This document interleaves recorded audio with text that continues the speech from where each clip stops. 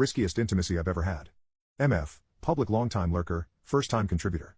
Note, I am not much of a writer and have always been in awe of how people have such vivid memories of their experiences.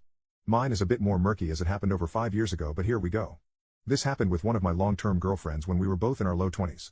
She was 165 centimeters tall, Asian, long hair, C-cup breasts, round SS, and a really pretty face. She was pretty sporty and the right amount of curvy for me.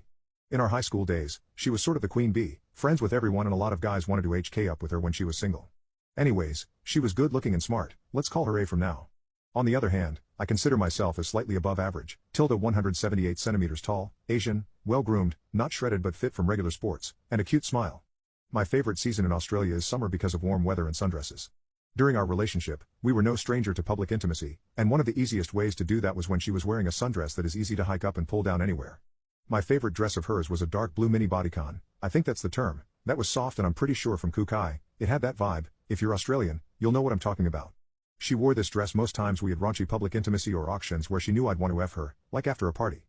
In fact, we once had a quickie at a party and my CM unknowingly dripped onto her dress. We only found out after because her bestie saw it and asked what it was, knowing full well, and that became a bit of a running joke in the group.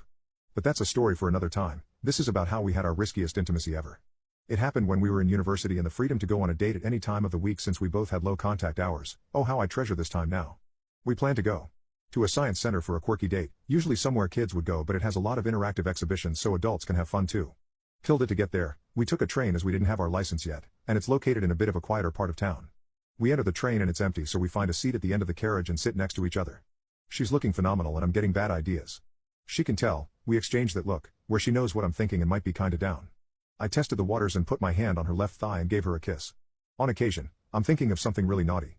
We can't, we're in public and a train that's effing moving. On occasion, I know. But it's dead now, there's nobody inside or waiting at the platforms. If we pass a few more stations and there's nobody, what do you think? Sure. We pass 2 or 3 more stations and nobody is on either side of the platform. My hands have now worked its way up her thighs and touched her pinties. They're soaked.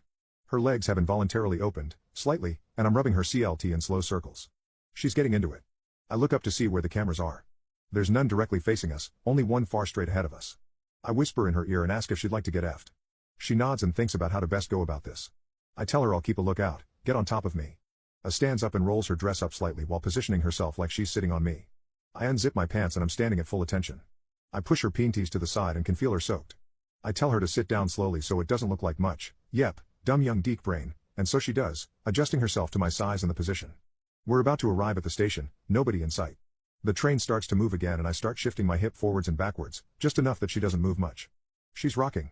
Her hips forwards and backwards too. She's trying to keep her moans in and act like nothing's happening. I keep effing her slowly in this position. The whole situation is too hot that I don't need anything rougher to get me going. She's still dripping wet.